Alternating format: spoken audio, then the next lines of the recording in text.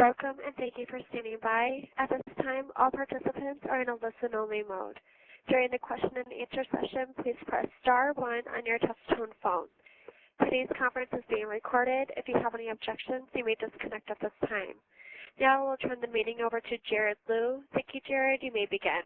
Great. Thank you. And thanks, everyone, for joining us. This is the Third Thursday webcast series. It's a monthly webcast held at the lunch hour.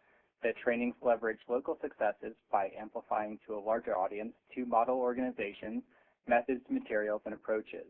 Sessions are planned to last no more than 1 hour, with 2 presenters speaking on the same topic from slightly different perspectives, each for 10 to 15 minutes, followed by 10 to 15 minutes of questions and answers.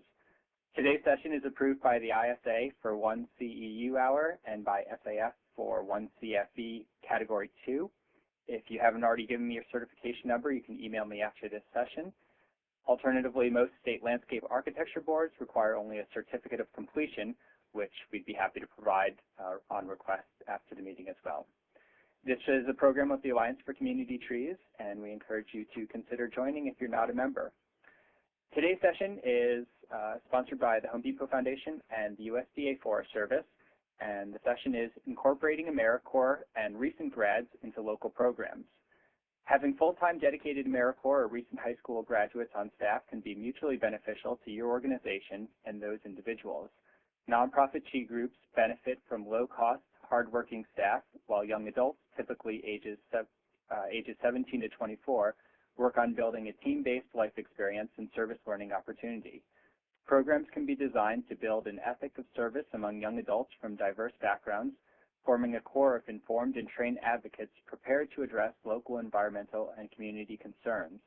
Most importantly, you provide these young adults with the motivation and financial resources to contribute to the community or pursue further education. And as a side note, I think today's session is perfectly timed with the economic stimulus bill that just passed, because with speaking with ACT members around the country, these are exactly the types of job creation programs, short-term job creation programs that a lot of groups are working in collaboration with their city and their state forestry agencies and the Forest Service to get going. So I think there are some great lessons to be learned here about programs that you might be able to go with in that 7 to 90-day window very quickly. With that, we will turn it over to Yvonne Lee, who will be our first speaker today. Yvonne joined Shreveport Green in 1993. As Assistant Director, her responsibilities include daily management of Shreveport Green's annual operating budget, grant writing, and management of ShreveCorps, an AmeriCorps National Service Program, and management of a multitude of special projects. During her last 5 years with Shreveport Green, Yvonne has successfully written and managed over $1 million in federal, state, national, and local grants, and helped to develop and sustain an active public-private partnership base of over 50 partners. Yvonne attended Stephen F. Austin State University, where she majored in accounting. And Yvonne, we're happy to have you. Well, thank you so much. It's great to be with you. My presentation is a little more of an overview of AmeriCorps.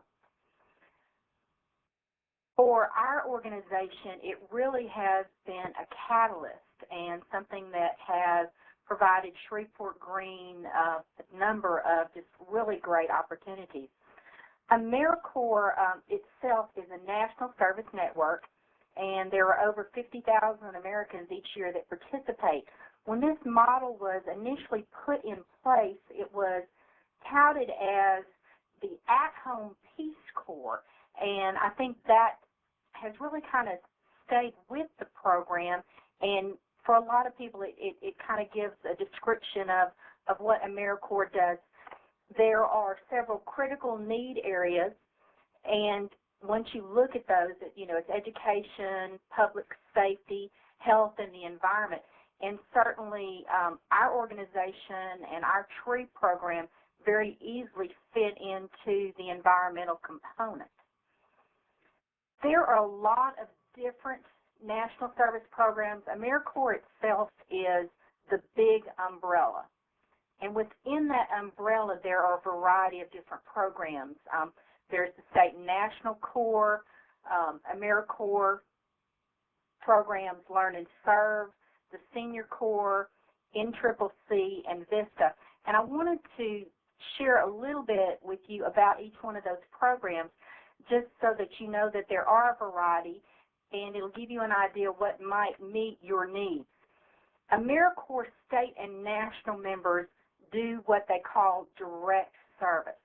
The members recruit and train volunteers. They are actually the people in the community, hands-on, out planting those trees, recruiting the volunteers, cleaning up after, the storm that may have come through your community. They're the ones that are building the playground equipment, that are actually directing the education programs. These are just a few programs of our Shreveport program to give you kind of an idea, again, of the variety of things that we do. We are a state program. Learn and Serve America is also another state program. Learn and Serve America is designed for our educational partners. We have several Learn and Serve grantees within our community, and you may very well have in your community. We partner with those organizations. One of the programs that we've done is Christmas tree recycling, and we do a water quality program. It's designed to be a classroom model where the students incorporate service learning into their education component. The group that we did Christmas tree recycling with was a middle school, and their learning area was coastal restoration. Here in Louisiana, that's a big topic for us. So they spent their academic curriculum, concentrating on the issues of coastal restoration here in Louisiana, and then they applied their service project was to collect Christmas trees that would then go into the tree cribs down on our coast. So those are some great partnerships. We've done several different projects with Learn and Serve groups in our area. There's also the Senior Corps. The Senior Corps is designed for volunteers who are 55 or older, and there's several different components of that. There's the RSVP program, foster grandparents, and senior companions. And a lot of these programs predated AmeriCorps, but when AmeriCorps was established, they tried to roll all the service programs in together. And again, we partner with all of these different programs in our community. We can always count on the RSVP group. Typically, they're the ones showing up and registering all of our volunteers. We just had a huge program where we had to do put together a lot of literature. We had to do like 66,000 packages. And we had the RSVP volunteers in our office for almost 3 weeks helping us get all that information together. So they're a great resource in your community. There's the National Civilian Conservation Corps, or NCCC. This is a campus-based program. There are facilities across the nation, typically in closed-down military bases. They actually do a year-round program where they are based in this one campus. They live at the facility, and they will go out and do different projects. This is an opportunity. If you had a need in your community, you could apply to have one of the groups come in and do a project with you. And when they come in, you have certain responsibilities to help them find housing and maybe help them, direct them with areas to find meals and things. But this is a great group as far as if there is some need in your community, just like a one-time event that you wanted a group to come in for. Volunteers of America, or the VISTA program. This is also the difference with VISTA programs and AmeriCorps. There's a very large distinction. VISTAs can come in and almost act as an executive director or be a program person for you, because their challenge is to, kind of be a catalyst to come into the community and organize some new programming, where the AmeriCorps members have to do direct service. They have to be the ones that are planting the trees and painting the house and building the handicap ramp. The VISTAs, their designation is to build capacity, so they can come in and help get programs organized. We've had several nonprofits in our area who have used VISTA members to expand their programming and can create opportunities. Our food bank has VISTA members, as well as a couple of other nonprofits in our area, and they really have done a tremendous amount for them. Once you make an election to be an AmeriCorps member or to have an AmeriCorps program, there's several different programs or capacities that you could participate. You could actually elect to write a grant and to administer your own program, and that's what Shreveport Green does. We administer our own AmeriCorps program. You could be a service site partner.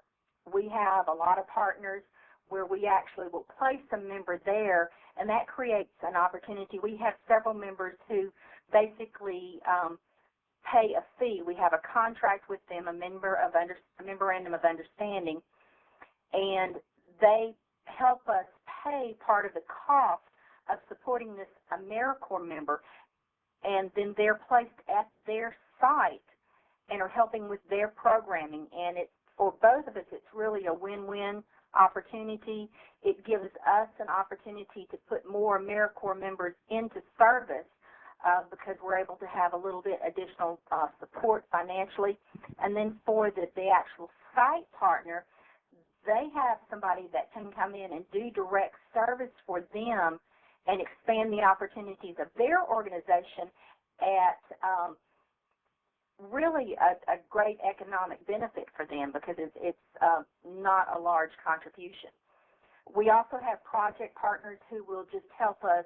They will sponsor, per se, just one event. For example, we just had a big project for MLK Day at one of our elementary schools. So our elementary school was our project partner.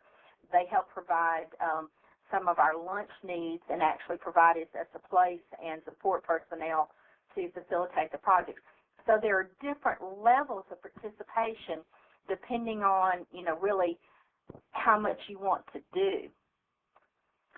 For us, Shreveport in particular has just been a tremendous boon for our organization. We started our first program in the summer of 1994. And for us, having an AmeriCorps program has given us several benefits. We've increased our volunteer base. What it's allowed us to do, because we now have basically a dedicated volunteer corps that we know that we are going to have every single day, and we're going to have the same people. We've been able to provide them some advanced training, which helps us when we're actually out on site. Our members themselves recruit volunteers and manage our volunteers when we have a large project. We have increased our partnership base, which has also provided us funding opportunities. And I think the biggest thing for us, one of the things we really noticed off the bat, was that it gave us a face in the community. Because now everybody says, oh, well, we saw you guys out and, on the parkway planting trees, or we saw Shreveport Green. So it really has helped us define our organization. Our corps is an environmental corps, and all of our programs are selected based on the mission statement of our organization, which is Shreveport Green. The program has also given us more national exposure. We participate in several national service projects, and just being, part of another organization like Alliance for Community Trees and the partners that we have there, AmeriCorps itself has provided us another partnership base. The program has also given us a tremendous amount of project stability because, again, we have our own designated corps. We have a group that we can count on that's trained, that maintains our projects. So it's just been a great boost for our organization. From a grant management standpoint, I want to be very realistic about, actually operating a program. there's a good bit. It is a federal grant, although our funding comes through a state commission. There are a lot of requirements, and it does take a good bit of time to manage this grant. One of the unique things about AmeriCorps is the fact that there are so many different program design formats. When we first started, we basically were a summer corps.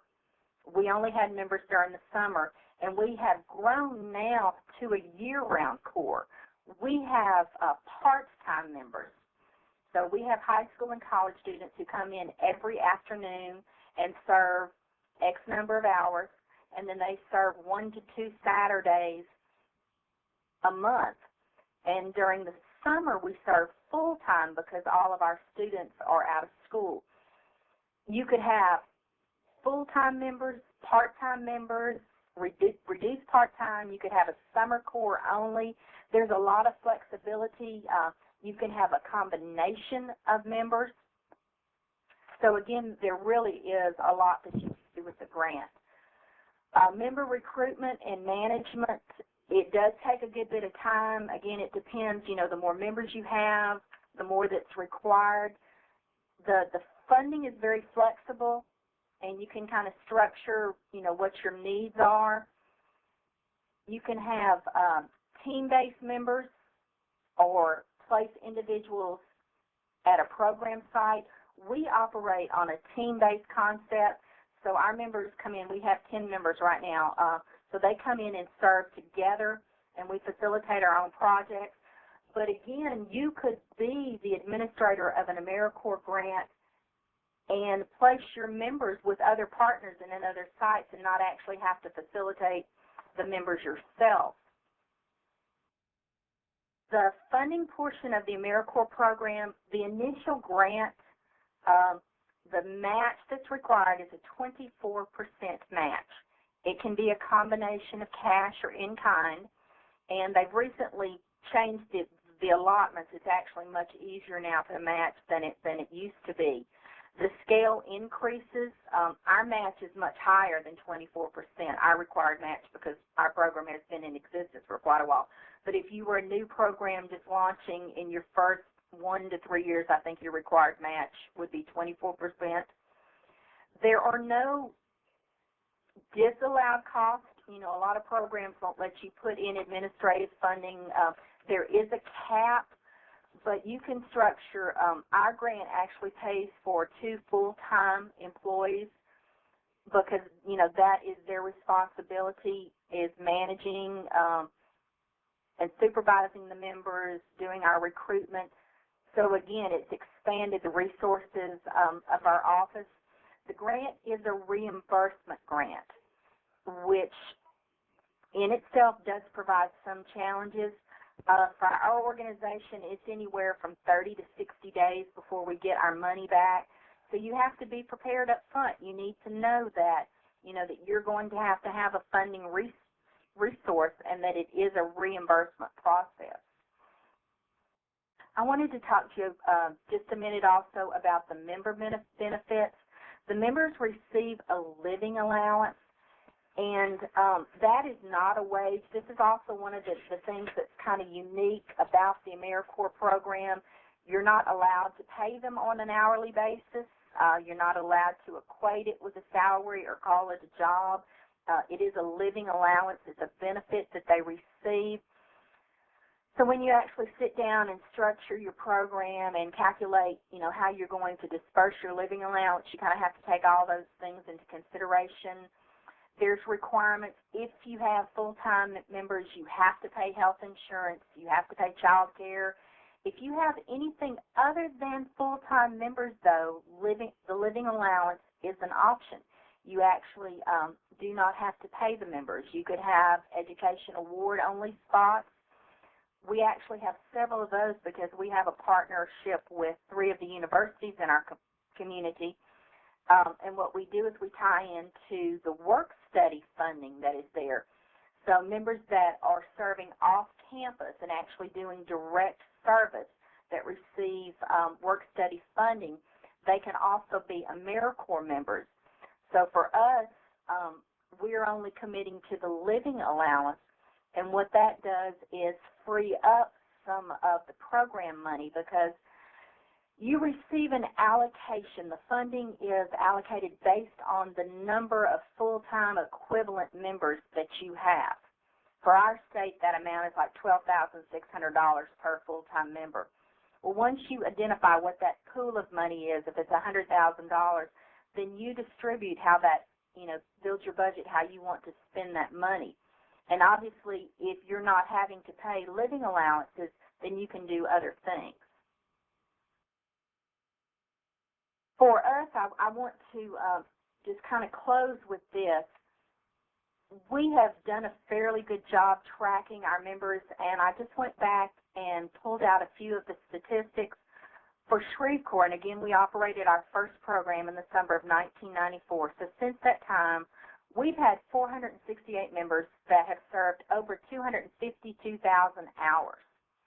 Those members have recruited another 8,900 volunteers who've given an additional 134,000 hours. I can't begin to tell you what we have been able to accomplish and just the level of sustainability that our program has achieved by having these AmeriCorps members. It really has, it's stepped up our face in the community. It has created a different level of credibility. So many different things have become available to us because we've had this AmeriCorps program. Our members have facilitated environmental education for over 23,000 children, and we've planted over 28,000 trees. And these are just a few of the things that we have done. So we are very happy with our Shreveport program. Again, it is, I won't say it's the most difficult grant that I've ever administered because it's not, but it is demanding. There are some pretty stiff reporting requirements. But it really has been a win-win situation for us, and I encourage all of you to consider having an AmeriCorps program. I contacted our state commission prior to our call today to try and determine, what the stimulus package was going to mean from AmeriCorps. And there will be additional funding out there. Our commission doesn't believe that it will, because of the short term, they're going to have to allocate this money within 30 days.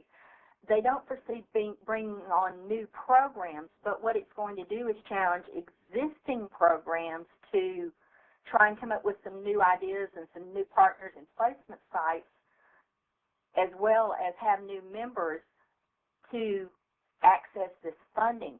So there might be opportunities for you to go to the AmeriCorps website, and I put that website on one of the slides, but it's www.americorps.org.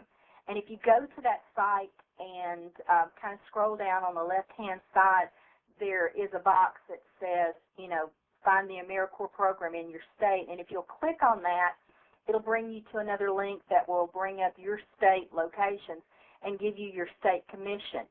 You need to contact your state commission to determine when their grant requirements, when their granting period is, so that you'll know what the application process is. Each state determines their own process. Excuse me. So you need to find out about that, and then they can also provide you with a list of the existing AmeriCorps programs in your state, and you could contact one of those programs about the possibility of, facilitating a project or something with them this summer. So I think there are a lot of opportunities out there right now, and it really is a great time to consider an AmeriCorps program. So I thank y'all for your time, and Jared, I'll turn it back over to you. Perfect. Thanks, Yvonne. That was fantastically comprehensive. If the operator can open the lines for questions and answers, please. We will now begin the question and answer session. If you'd like to ask a question, please press star 1. Please unmute your phone and record your name clearly when prompted. Your name is required to introduce your question. To withdraw your request, press star 2. One moment, please, for your first question. Great. And just as a note to all participants, you can ask a question either as the operator instructed, or if you're feeling shy today, you can type your question into the question manager online, and I can come on the line and read your question for you anonymously or not. So I want to start off by picking up on what Yvonne had finished with, and that's the national discussion on, or the discussion that's happening right now on national service. And there's a very vibrant discussion out there, I would say being led by Service Nation, but a host of partners, ACT included, who are part of that coalition.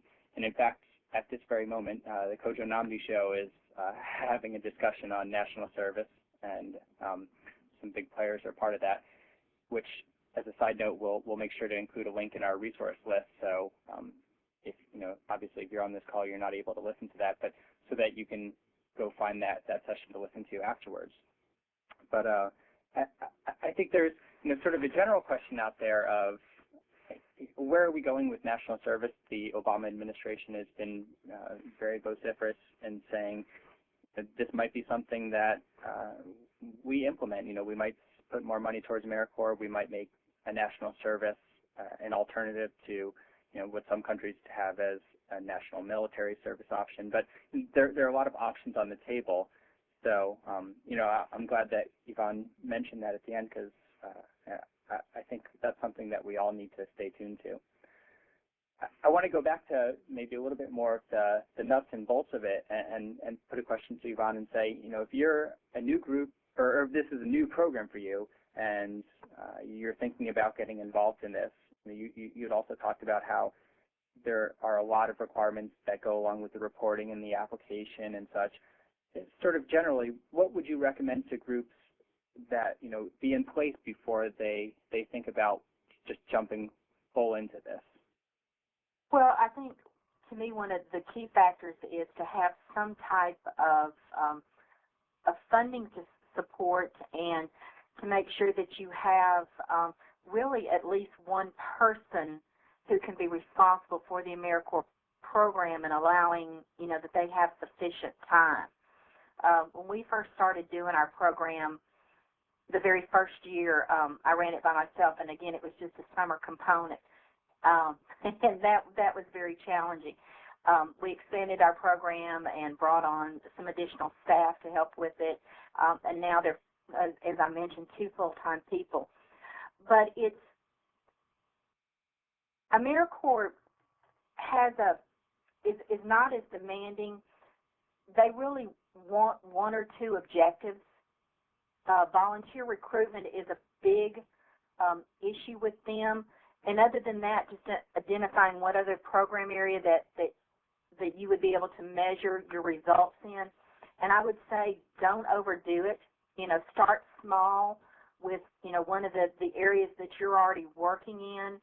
A summer program is a great way to start. It really gives you an opportunity. You're only having to deal with it for 2 or 3 months, and you can look at the impact that it's done for your community, and then build from there, because it's going to give your community an opportunity to place value on what you've done, and see the results of the program and buy into it more, and then by then you can expand your resources. So if you wanted to start off as a service site or summer site or project partner, it's pretty easy to find that information online for who to contact? Right. Again, if you'll go to the main AmeriCorps website, which is AmeriCorps.org, and if you scroll down to the left side, it says, AmeriCorps in your state, and you identify your state, and it'll launch you to that website. And then, it says identify, I think it says identify programs in your area. And once you click on that, for our state, it brought up the state commission, gave you who the executive director was and a phone number. And what you need to do then is contact your individual state commission and find out about programs that are in your area. And you might be able to partner with one of the existing programs. Like I mentioned, we have several partners where we site-base our members. And, one of ours is Fuller Center for Housing. So some of our members are building low-cost housing in our community. And our partner basically manages the members, other than us tracking their service hours and keeping up with their documents. That really is our only commitment. And, our partner supervises them and does timesheets and, provides the training for their site-specific duties. So that's expanded our program and our outreach into the community. It's given our partners some additional members to be able to get their projects done. And then we have a lot of just project partners, people who are, there's a need. They want to plant trees, or they want to put in a playground equipment. We're doing a playground this Friday. We had a call from a group, and that's just an opportunity for us to show up and do service. So, if you have just a project, you can contact an AmeriCorps program. And you mentioned that yours is a state program. Does that just mean that the funding comes through the state commission? Correct. The two basic areas, you're either a national direct or your funding comes through the state. You're a state-funded program. National direct programs are things like Youth Build. They are programs who have a multi-state program, but ours comes through, like I said, through the state commission, and each state is mandated to have a commission, and each state is allotted formula funds based on, their population. So each state has a pool of money to distribute. Okay. Do you have a calculation for how many full-time program staff at Shreveport Green it takes to manage a certain number of AmeriCorps staff?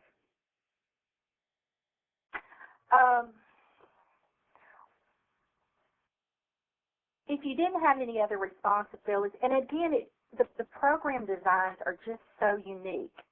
There's just so much flexibility. I really think that probably one person, our full-time equivalent, it typically has been anywhere from 10 to 15, and for that, we have two people that manages our core. Really, one and a half. One person that's their sole responsibility, and then somebody else that helps do a lot of the reporting. Okay, great. Does the operator have any questions in queue? I am showing no questions in queue. Okay. Well, I want to go back to everyone's favorite subject, and then we can move on, and that is funding. You had mentioned that you'd had some successes leveraging funding. Can you give an example of that? We have done a couple different things with our AmeriCorps program. We do some fee-for-service work on public property. Our grant, for example, our grant this year, we received $190,000 in funding from our state. That was actually our AmeriCorps allotment. Our grant itself is $300,000. So we have leveraged the rest of the money either in kind or actual cash donations. We get a good bit of cash from community partners like our parish. One of our teams actually serves in our parish parks during the summer, doing trail construction and tree planting and working on the playground equipment. So our parish sponsors that. Last summer, our program was very involved in launching a new curbside recycling program that was going on in our community. So that generated a lot of resources for us. Do you feel like you're able to leverage even just the name? Absolutely.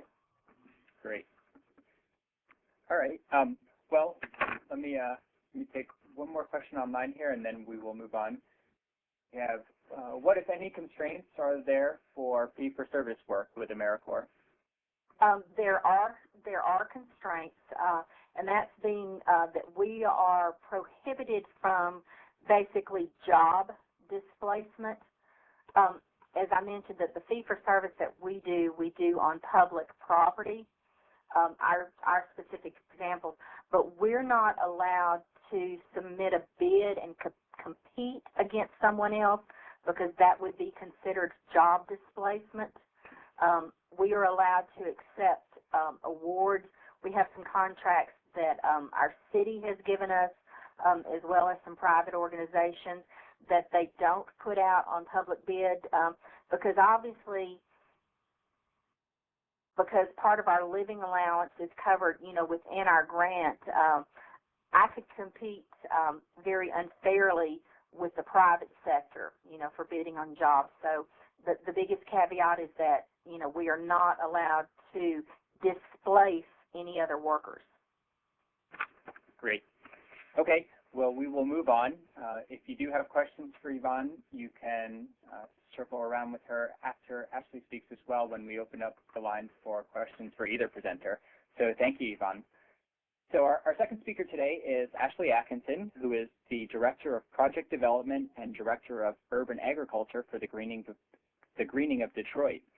She has worked in the field of community gardening, urban greening, and vacant land reuse for over 10 years, first in Flint, where she co-founded the Flint Urban Garden and Land Use Corporation, then as the director of the Detroit Agriculture Network, and currently now with the Greening of Detroit, where she works with community groups to plan tree plantings, community gardens, and other green space in Detroit. Ashley is a graduate of both Michigan State University and the University of Michigan, where she studied international development, community organization, and environmental land use planning. Thanks for being here, Ashley. It's my pleasure, Jared. One other fun fact about me is that I was also an AmeriCorps member, and in two different areas of service. So I can speak to that as a member, former member as well. The Greening of Detroit is a nonprofit organization working in Detroit, Auto City. We've been around since 1989, so almost 20 years. At the end of this year, it'll be 20 years. And we were formed primarily as an urban reforestation entity in our early years. We evolved over the years to incorporate a lot of education, environmental education for both adults and youth, as well as a workforce development and job training program. And finally, one of the things that I like best, urban agriculture. So our organization has really come a long way over the years, and I like to thank AmeriCorps for part of that evolution. We have not only AmeriCorps programs, but also internship programs that we utilize very regularly to bolster activities and programs. Our model internship program is a rolling application. The application can be found on our website, www.greeningofdetroit.com. And essentially, the purpose is, I don't know where all of you are from, but where we're from, there's a number of local universities where students are very consistently looking for meaningful internships, whether they last 3 months or an entire year. And so our model internship is a great way for them to understand how to engage the organization in finding out if an opportunity is available, and a great way to see if their talents and what they want to accomplish is a good match for what our staff needs at the time. So the three primary departments where our model internship is functioning is environmental education. And environmental education interns, there are both paid and unpaid internships, are typically very, very active in the summer, less so during the school year, but also very helpful during the school year. And an example of what they would be doing is writing lesson plans and administering these lesson plans at our Camp Greening program, and that's a free summer camp, one-day summer camp for K through 12 students across the city of Detroit. And I believe there were about 3,000 students last year that participated in that program. So it's a really healthy and thriving program, and the vast majority of the work is actually planned and implemented with interns. The other departments that utilize interns include our forestry department. Our forestry department utilizes interns all year round, but again, primarily in the summer. And in the summer, that's when we're doing a lot of our tree maintenance work, watering, weeding, pruning, staking. And an example of a model internship for a forestry student would be conducting a tree survey in one of our great neighborhoods in Detroit, figuring out exactly what trees are there currently, what trees need to be removed, the overall health of the canopy, and planning with community members a comprehensive strategy for reforesting a neighborhood. The third department where we do model internships is agriculture, our urban agriculture programs. Our urban agriculture programs are really growing, and an example, we had an intern, and interns really vary. Sometimes, mostly they're undergraduates. In this case, this woman had just finished a dual master's degree in public health and social work, and she was able to work with us 3 days a week during the summer, last summer, to coordinate many initiatives, including advocacy and policy work that we really was falling off of our plate because we didn't have the time to devote to it. And she coordinated a Michigan-wide, so a statewide conference for the network of school and community vegetable gardeners around the state of Michigan. So that really helped put our organization in kind of a statewide spotlight of as a leader in the field. Our AmeriCorps programs, I think Yvonne did a great job providing an overview of AmeriCorps. AmeriCorps and the Corporation for National Service is a pretty complex, very, very complex system to understand. We kind of look at our AmeriCorps programs like we look at our funding our development program, and that diversity is key because AmeriCorps is ran like a grant. It's often the case where you have to apply for AmeriCorps members every single year, no matter what program that you're in. So it's competitive, and sometimes the resources are vast, and there's lots of help available, and sometimes the resources are diminished, and you're left with a need for additional support, but a lack of opportunity, or it's not the perfect time. So we actually partner with 2 different branches of national service in Michigan. The first that I'll talk about is the AmeriCorps Vista program. Our Michigan Vista program is actually based here in Detroit, so that's fabulous. And we actually have, we apply every year, and we were awarded for 2008, 2009, 5 full-time positions.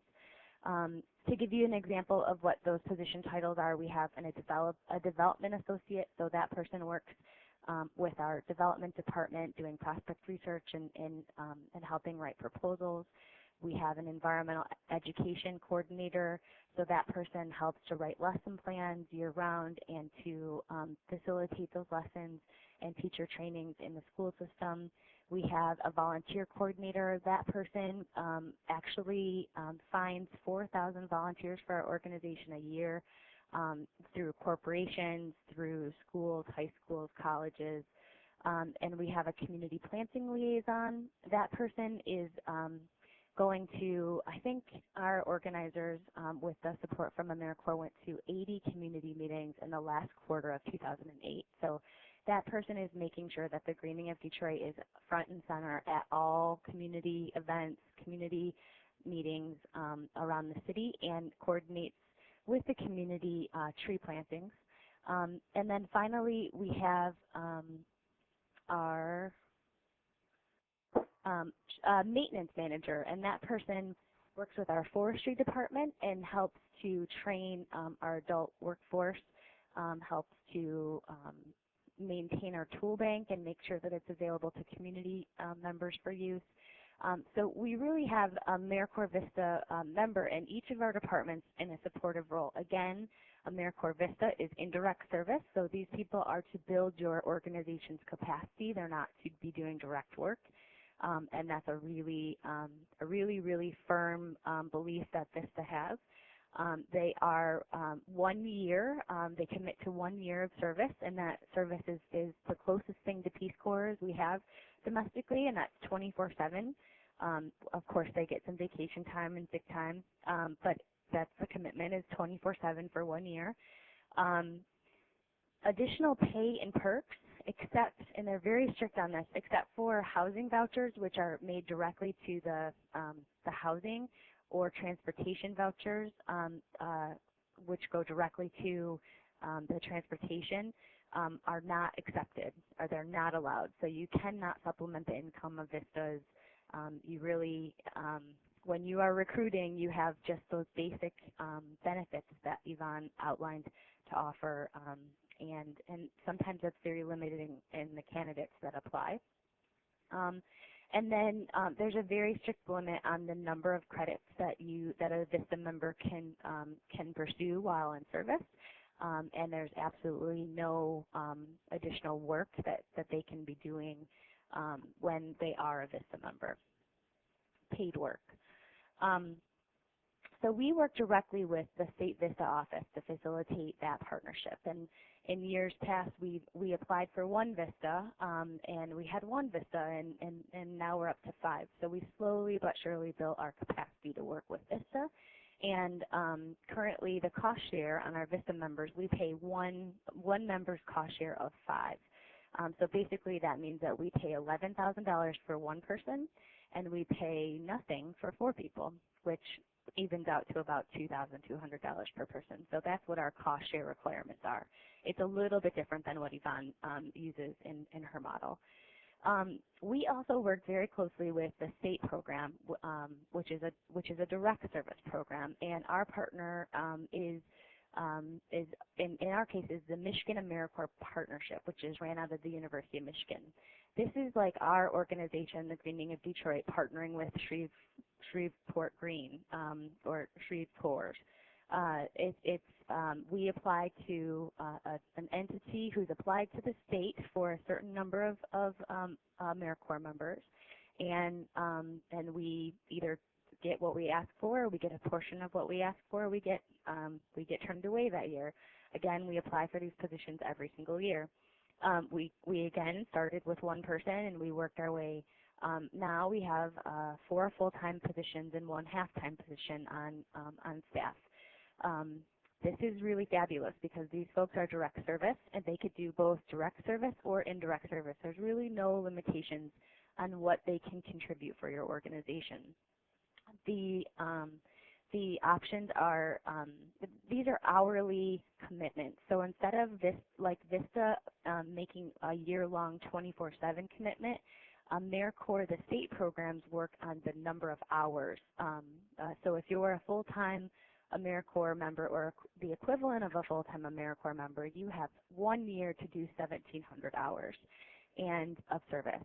And if you complete those 1,700 hours in 10 months, then your term of service is 10 months. If you complete them in 12 months, then your term of service is 12 months.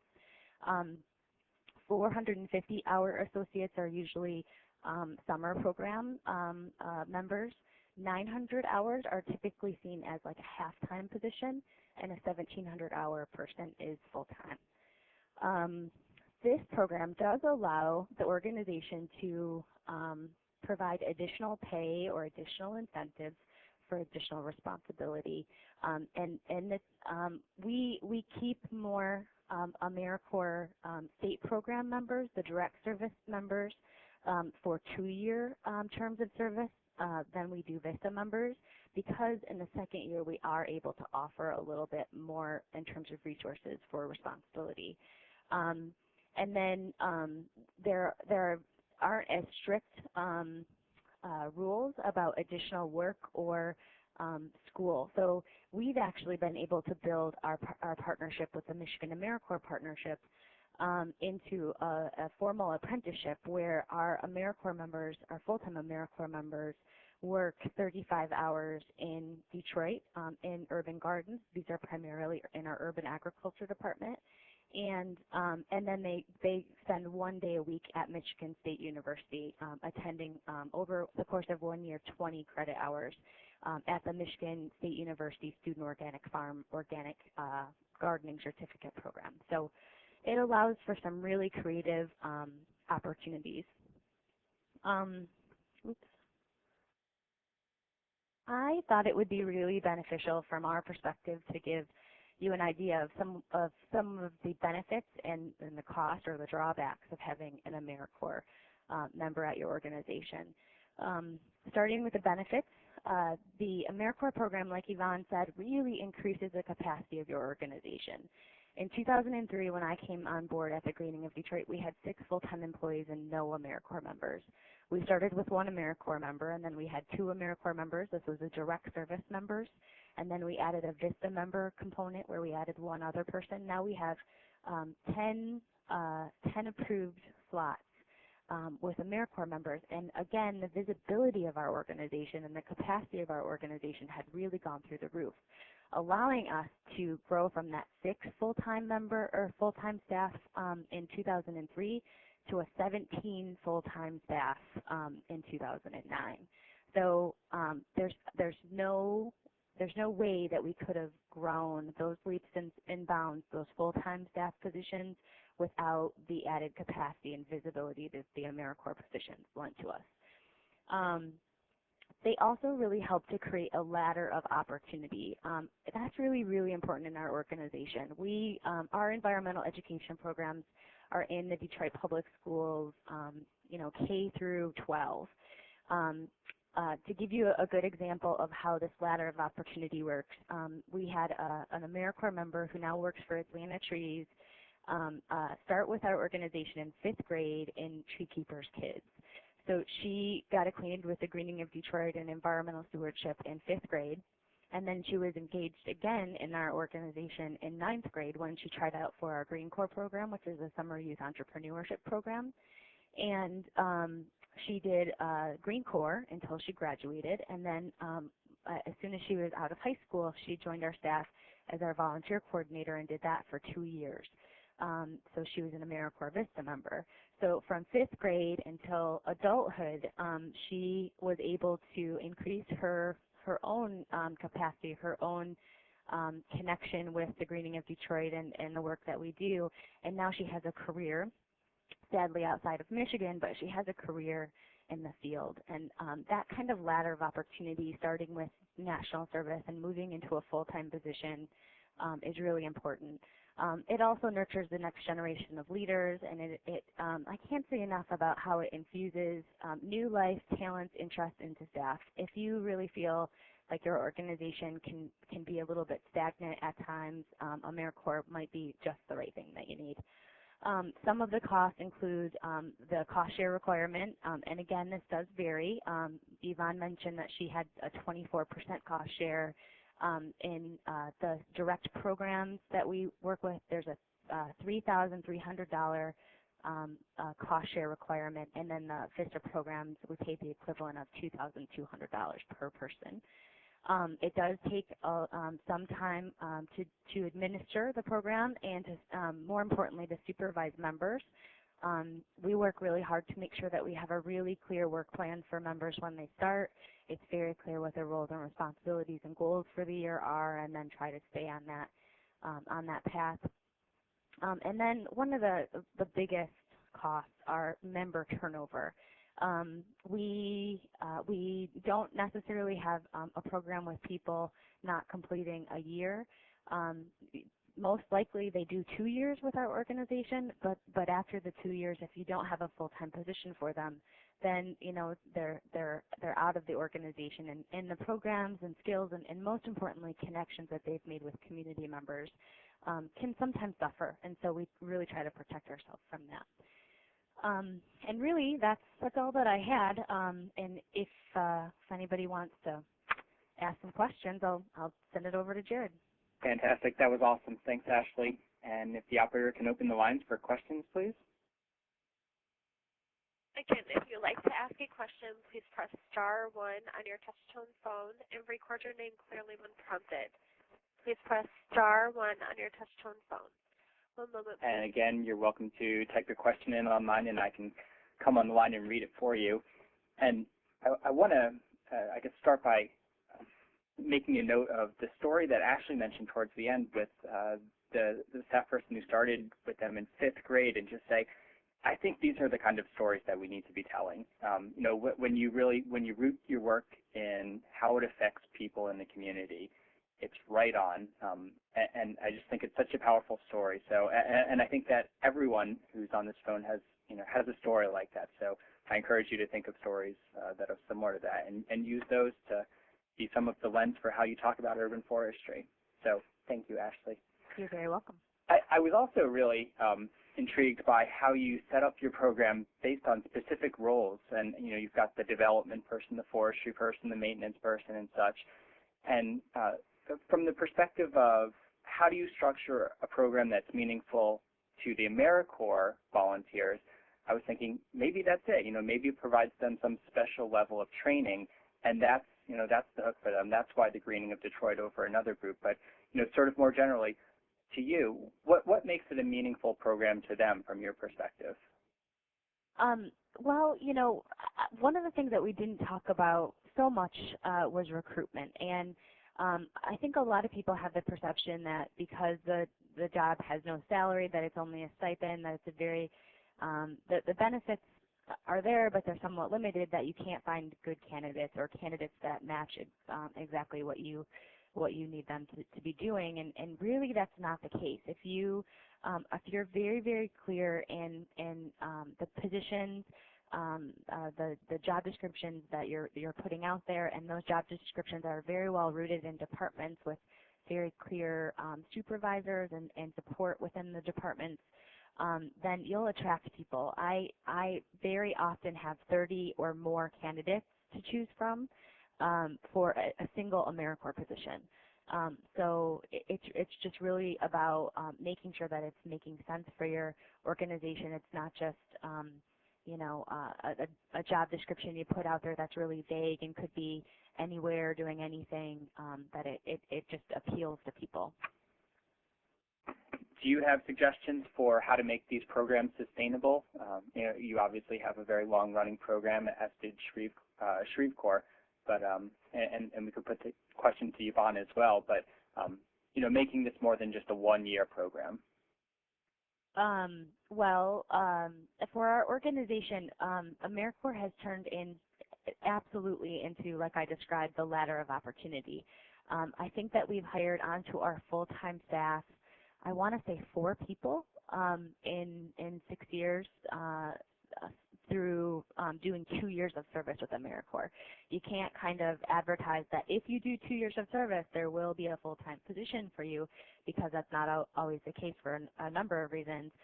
But it absolutely does turn into a feeder for your full-time staff and your full-time work. After 2 years, a lot of the skills that are developed are very high-level skills for a nonprofit. So most people after 2 years understand development, they understand grants, they understand how to administer them and to apply for them. And so, you know, there can absolutely be AmeriCorps members that finish a year of service and know how to, you know, basically fund themselves. And I've always heard that the stipend is quite difficult for them to make it on, especially if you're, you know, in a city like New York or Boston. Do you offer any kinds of trainings or resources to help them find cheaper housing or find better transportation options and such? Absolutely. I think that's really important. Our organization has a fleet of 9 vehicles, and so it's very attractive if you're comfortable with biking, to live close to the office and bike into work, and then you have at your fingertips pretty much any vehicle that you might need for that day's work. So that takes care of all the insurance and the car payments that would really make AmeriCorps cost prohibitive. You can also get on food stamps, and there's no shame in that. As an AmeriCorps member, you meet the fiscal criteria, at least in Michigan. And so that's absolutely an incentive. And then we also have a lot of relationships with local people, local organizations that help with housing. Great. Does the operator have any questions in queue? I am showing no questions. Okay. Well, I am going to finish with one last question for both presenters, and that's going back to this idea of national service.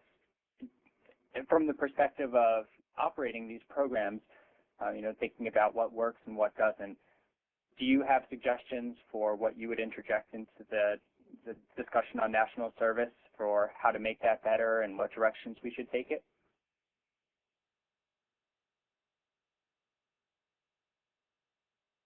Well, I think for us, the key thing, which was really one of the things that we had talked about, was creating value, creating valuable service, a service experience for the members, and as well as creating a value to the community for the service that was provided. Because the reality is that the funding resource are our federal tax dollars.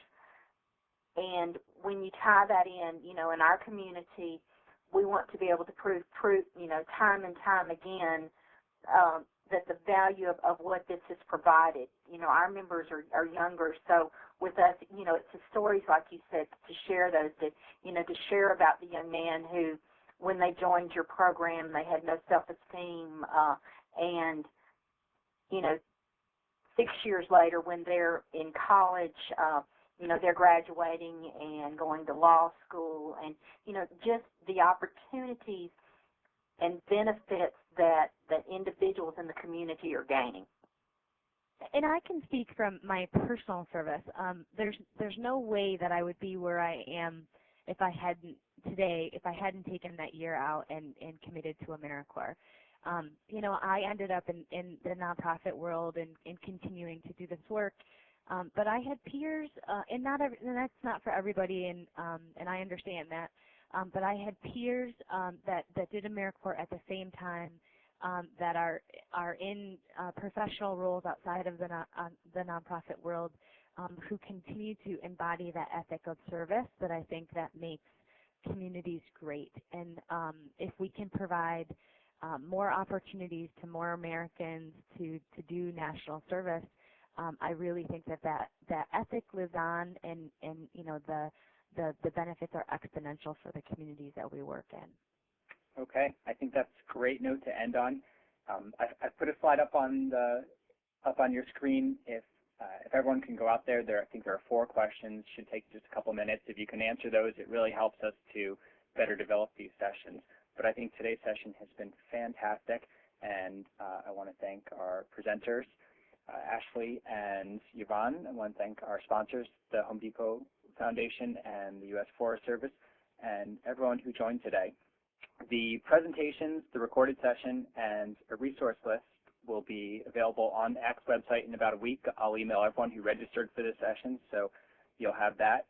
And our next webcast is the 3rd Thursday of the month, as always, will be on March 19th. It's our second part in our Smart Growth series, Smart Growth in Urban Forestry, and its focus is city planning.